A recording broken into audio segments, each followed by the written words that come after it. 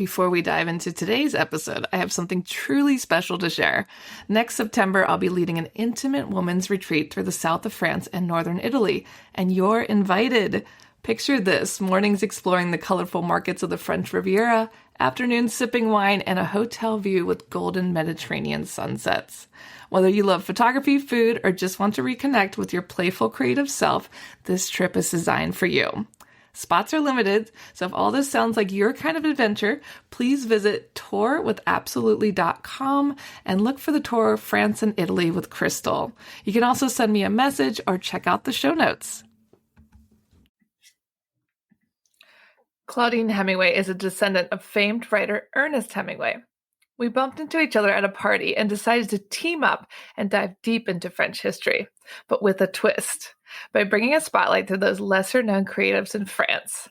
This is History with a Hemingway. Welcome back, guys.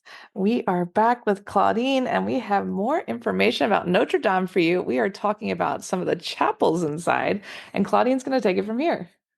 Yeah, so we've already gone through the north chapels of the nave and the south chapels, but this is the first time we're going to start taking you to the ones in the back. And the ones in the back are really the ones that are the gorgeous ones. They're the ones that everything is painted. It has so many details, so we've had to break this up. I also did these on YouTube. So I will put a link on that. So afterwards you could actually watch it on YouTube and get more of the visual, but this is where I actually get to go a little deeper into the stories of it. And they are phenomenal. I love them. When you have been to Paris, if you have been into churches like Saint-Chapelle or Saint-Germain-des-Prés, and you go in those churches and everything is painted, the ceiling is, every part of it, all of the the vaults and the columns, everything is painted. That is how the churches really were, and that's the Middle Ages. And so this is what Viollet-le-Duc, when he did the big 19th century restoration, that's what he wanted to return it to. He wanted to return it to that Middle Age look and have every single part of it painted. Saint-Germain-des-Prés, of course, was restored. It started before COVID, and I think it was finished I want to say 2022 for the main part. They're still doing some work on the back chapels, but I will never forget walking in there after it was all the scaffolding, everything was down, and I was like, holy crap, which I was like, oh, probably shouldn't say that in the church, but I could not believe how stunning it was. And I only wish that the chapels of Notre Dame on the nave side once it still had all of that amazing painting on it, because it would be so cool to see it. But you do get to have an idea of what the rest of the church would have looked like in the chapels in the back here, which is fantastic. Yeah, once again, it's just like going to a museum going in these places. It really was. I mean, the first museums really were the churches. That's where you would find the art, and because the church had so much money. But these back chapels were the front chapels. They changed all the names. They changed the whole route and everything. But the chapels in the back, pretty much the names stayed the same, which is great because the walls, for the most part, except for one or two of them, the painting on the wall also is tied to the name of the actual chapel. So the very first one we'll talk to is when you walk up the steps to the right is the choir wall that we talked about last week. And on the left, the first chapel that is open that you see is the chapel of Saint-Martin. He was the Bishop of Tours from the year 371 to 397. He was born in 316 in what would be Hungary today. He died November 8th, 397 in Cannes Saint-Martin at 81 years old. Of course, it's named Saint Martin. He was the secondary patron saint of France. He's the Merovingian and the Carolingian dynasties, and he's also the patron saint of policemen, army, and the Swiss Guards. I always love to find out who they are the patron saint of. He's a busy guy. Yeah. So his story goes that in the cold winter of the year 334, people were dying because they were so cold. Martin came across a mostly naked man and watched other people passing him without even helping or even looking at him.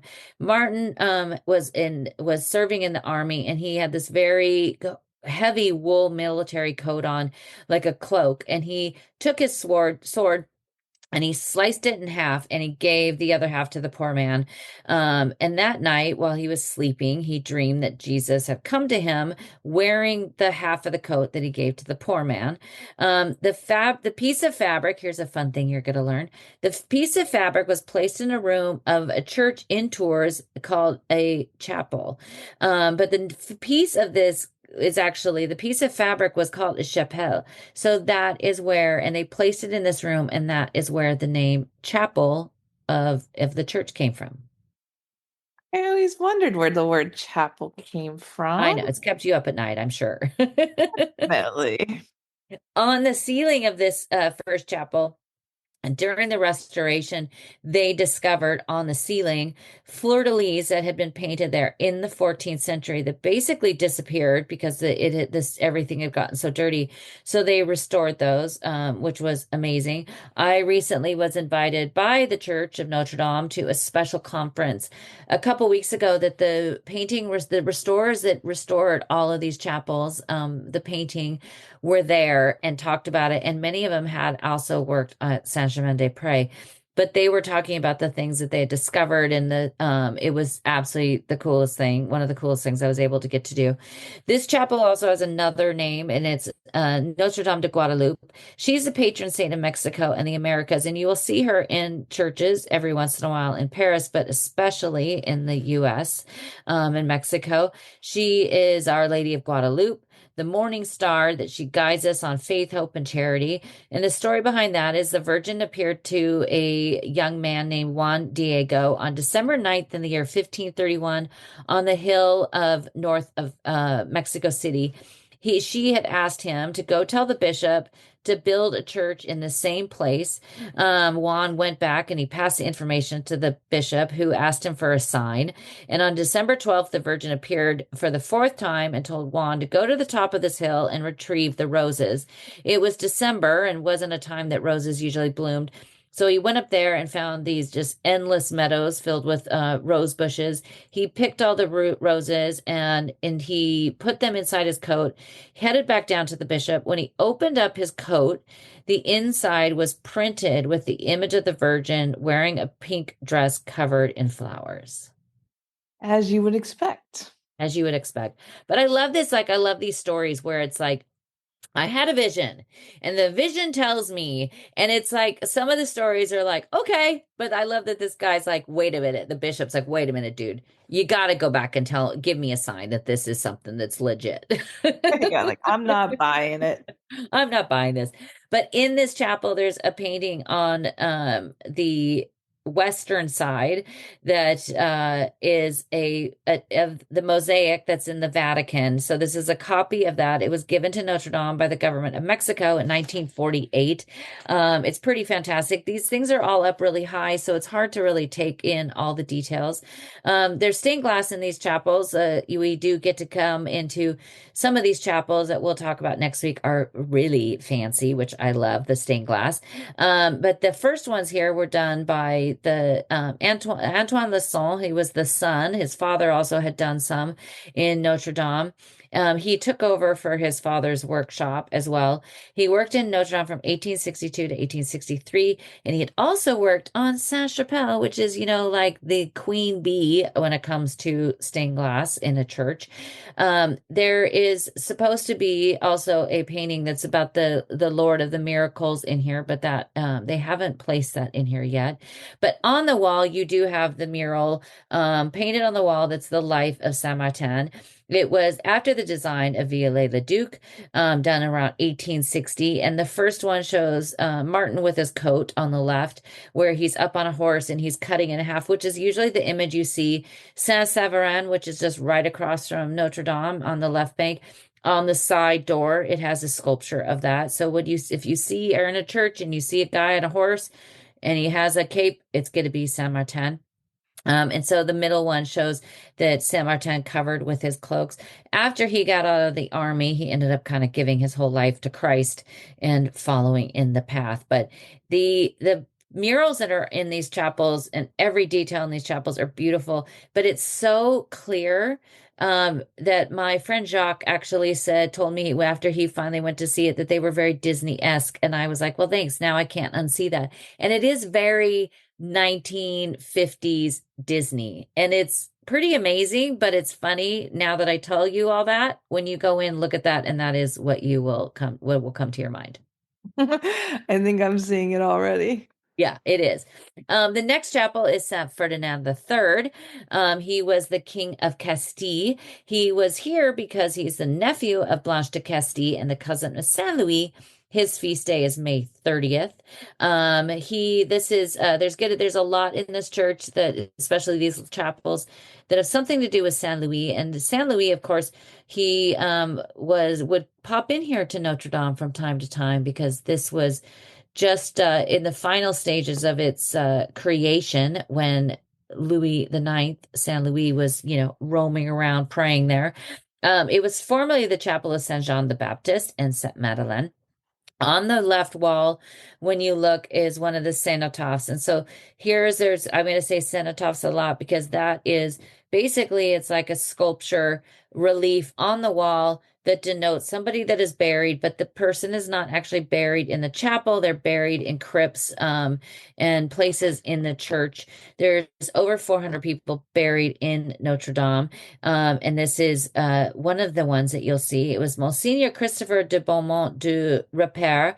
He was the Archbishop from 1746 to 1781. He was the ninth Archbishop of Paris and the 121st Bishop of Paris. He was born in 1703 in the Dordogne, and he was ordained a priest in 1734, and the Bishop of Bayonne, 1741 to 1745, and then he was the Archbishop of Vienna before he came back to Paris. He was very close to the Jesuits and against the Jansenists to accept the bull from the Pope Clement IX. He condemned their doctrine and he ordered the priests of the diocese to refuse absolution to those who did not recognize it. So he was kind of controversial at the time, but he opposed the Parliament of Paris, and Louis XV forbade the Parliament to interfere in spiritual issues. So he wasn't very happy about that. After his death, his heart was placed on the second pillar from the entrance of the Saint Cyprien Church in the Dordogne, and his body was returned to Notre Dame. So a lot of these times, especially kings and other officials, they would just take parts of their body. Like they would put their entrails or, basically, your insides.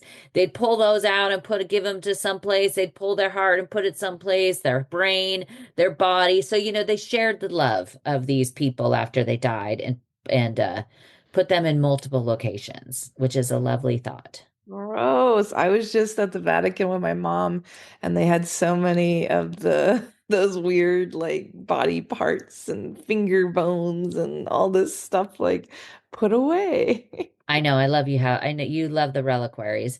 The In the stained glass window, there's a medallion at the top, and it is the coat of arms of the Boissier family. The Jean Ambroise de Basson de la Boissier was the officer of the First Empire, which is Napoleon the First. There's a statue of him actually in the Louvre, and so his coat of arms is up there because the family once kind of called that their chapel. And on the wall is the life of Saint Ferdinand. But the cenotaph that's also on the wall on the right is one that is absolutely beautiful. Everybody that walks into this chapel is like, wow, because the colors of it, I don't know if it's just because the way the light hits it, but it's so blue and it's so bright. It's just beautiful. But take a second when you go in there to look at the cenotaph. It is with a commemorative plaque to Jean-Baptiste de Bude and his wife. He was a Marshal of France and he lived from 1602 to 1643. His wife, Renée de Bec-Crepon, they got married, and she lived from 1614 to 1659, so she outlived him. And he was originally forced to leave France because he was involved in a duel, and so he lost and was sent away from France for a while. But when he came back, he became a very devoted marshal to Louis XIII on his travels in 1639. and became the lieutenant general of the king's army. November 17th, he struck 1643. He was struck in the elbow by a cannonball during the siege of Rottwell.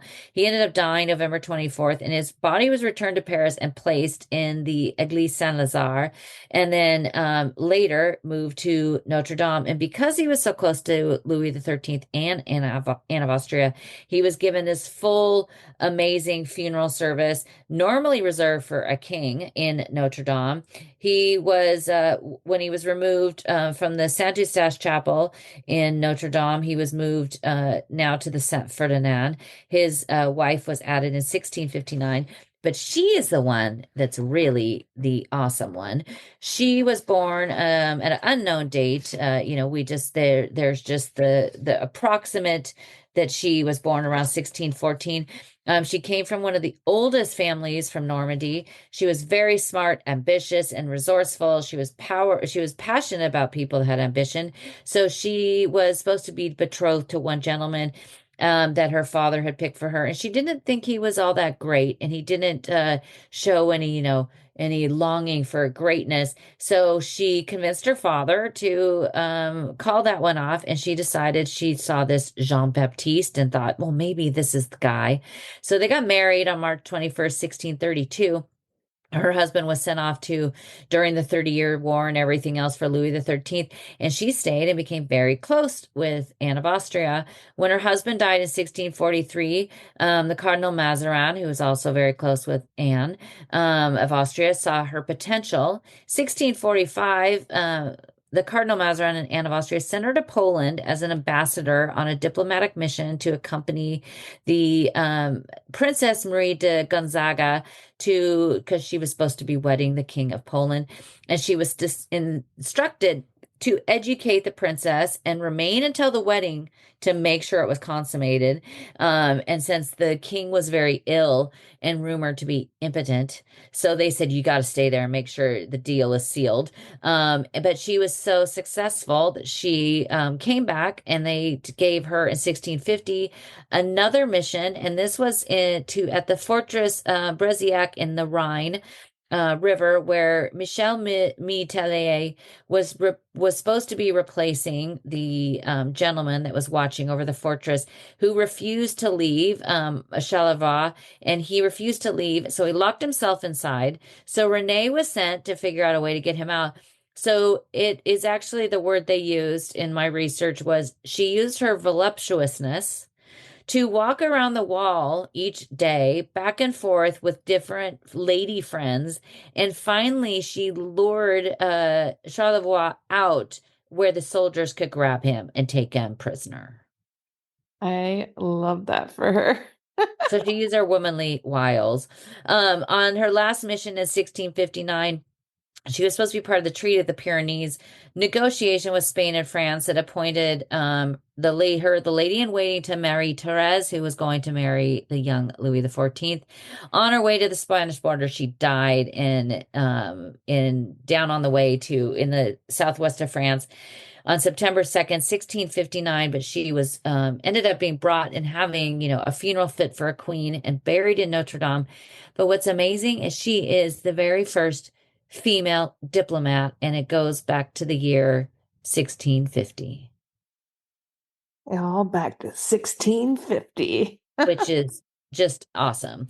The next chapel is one that's a name that is I try not to say when I do the videos because I knew I was going to butcher it.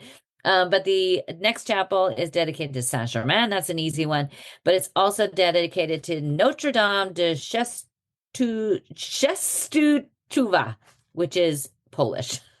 I'm very sorry if you know what that word is supposed to be, but that that was my failed attempt. But this one is, also Saint-Germain, as I said, who was the Bishop of Paris from 555 to 576. He was born in the year 496.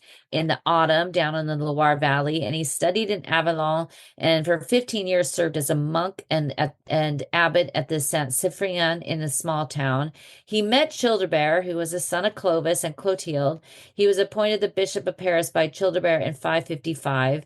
He founded the Abbey of Saint Croix Saint Vincent, which became Saint Germain des Prés, and for over many years, his relics were carried through the streets of Paris for processions.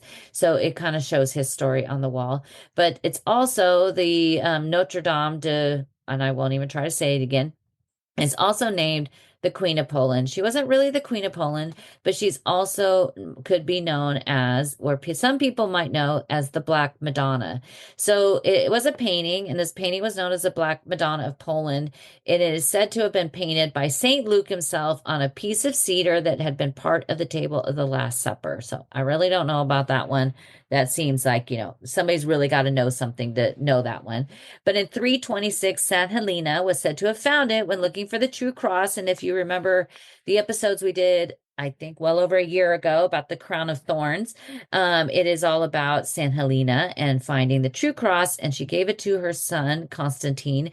Between April 12th and April 14th, 1204, the Saracens invaded Constantinople, which is always my favorite country name to say. The people prayed to this painting of the Black Madonna to be saved. In 1382, the Prince of Poland owned the painting, and when the Tartars invaded the palace, an arrow was shot into the painting, striking Mary in the throat. The prince escaped with this painting and returned to his birthplace of Opala. On the way, they stopped in this town. That is the name that just go. I won't even try it for the night. And in the morning, when it was time to continue the voyage, the painting wouldn't budge. It was in a box. It literally would not move. It was stuck to the floor. So the prince thought it was a sign that the painting needed to stay. It was then given to some hermits of St. Paul at the monastery was at the monastery that was known as the Mount of Light, where it remains to this day, and it's never moved. Wow, that's crazy that it's still there. Yeah, it's still there. It did go through a few more trying times. In 1430, the town was invaded and the painting was struck again with a sword twice. A third soldier attempted that he tried to steal it and take another sword to it. He collapsed on the ground and he died instantly. Sweden once again invaded Poland and the people prayed to the Black Madonna. The country was saved. Pope Clement XI decreed a canonical coronation on September 8, 1717. August 26th was named her feast day. The reason it's called the Black Madonna is because it's so dark and dirty from soot and smoke and just being improperly stored and taken care of. That's where the name comes from. There's supposed to be a copy in this chapel, and it's listed on the plaque, but it is still yet to be there. But I'll put a picture of it on my website so you can kind of get an idea of what it looked like, which is pretty interesting. There's also another cenotaph in this chapel, and it's to Monseigneur Antoine Eleanor Leon Leclerc de Juinet. He was the Archbishop of Paris from 1782 to 1802, and this was done by the sculptor Pierre Cartier in 1824. Most of all of these that you see in the church were all done pretty much in the 19th century. Only two pieces in the church are from pre-Viollet-le-Duc or pre-19th century that have been saved. The Monsignor was born November 2nd, 1728 in Paris. He became the 10th Archbishop of Paris in 1781 and a charitable man. He gave all his money to charity. The winter of 1788 was very cold, and his money didn't go very far to help the people, so he sold everything he owned.